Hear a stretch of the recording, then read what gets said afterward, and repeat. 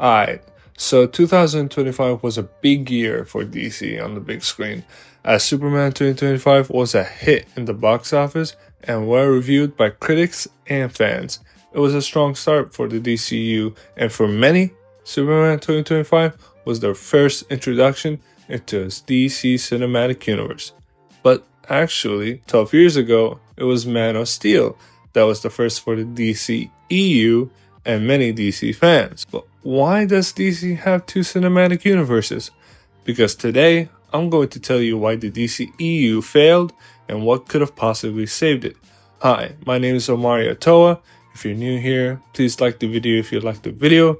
Subscribe to the channel if you're into comic books, movies, TV shows, video games, and anything nerdy that fits the vibe of the channel. And also, don't forget to press notifications when you subscribe so that you never ever miss a single video. With that out of the way, let's jump into the video. The first issue the DCU had was no comic accuracy at all. Being 100% faithful to the comics isn't a must, but getting the main themes and ideas from the comics is. Take both Christian Bale's and Ben Affleck's Batman as an example. I wouldn't classify both 100% faithful to the comics, but Bale's Batman is still a believable Batman that utilizes both personalities of Batman for getting rid of crime using fear to achieve justice and not killing, at least directly, and also uses Bruce Wayne to help up put a facade and help Gotham financially. While Affleck's Batman has no problem killing directly with weapons, doesn't do anything with his Bruce Wayne personality that is notable, and of course the infamous Martha scene that is an absolute joke and kind of honestly killed the whole universe if you think about it. Both actors are amazing at what they do, but the writing and the direction was absolutely horrible with Zack Snyder and Warner Brothers at that time. Henry Cavill's Superman is also a joke. Letting his father die to keep his secret identity, doesn't have saving people as a priority in fights, and is presented as a symbol of aura, trying to match a aura of a quote-unquote god, as opposed to being a symbol of hope. Say what you want about the latest Superman movie, but fans of Superman enjoyed watching it and had a blast watching it because they were watching Superman and not Aura Man. I would say there are exceptions like Harley Quinn, but the main players like Superman, Batman, Wonder Woman, Flash, and Aquaman are not similar to their comic book counterparts. Zack Snyder and Warner Bros.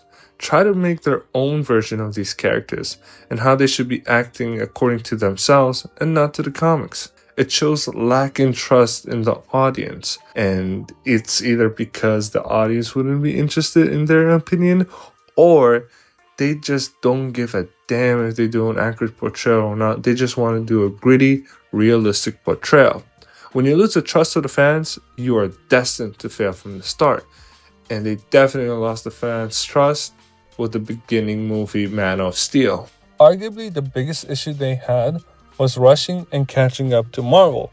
Man of Steel felt like it was just supposed to be a standalone movie and not in a connected cinematic universe. It came around the same time as the first Avengers movie, so DC saw the success of MCU and decided to make Man of Steel the start of the DCEU, the DC Extended Universe. Instead of following up with a Man of Steel sequel, a Batman movie, or even a Wonder Woman movie, they decided that it would be a great idea to put Batman vs. Superman as the second installment in the DCEU after seeing Marvel doing their own version with Captain America Civil War. BVS mainly failed because there was so much that needed to be told in a 2-3 hour movie that just can't be able to be told. They needed to slow down with the crossovers and just tell small world stories so that we can get to know the characters better. And sure, even if they can pull it off, why try to be the edgier MCU that tells the same type of stories at the same time? DC arguably has better source material than Marvel and has all the rights of their characters, but they wanted to play it safe, especially when that one time where Zack Snyder had to drop out of making Justice League and bring in Joss Whedon, the director of the first 2 Avengers movies, and that was a disaster. They rushed out their Civil War, which is Batman vs. Superman. They rushed out their Guardians of the Galaxy, which is their Suicide Squad. They rushed out their Avengers, which is the Justice League. Their plan slate also felt weak.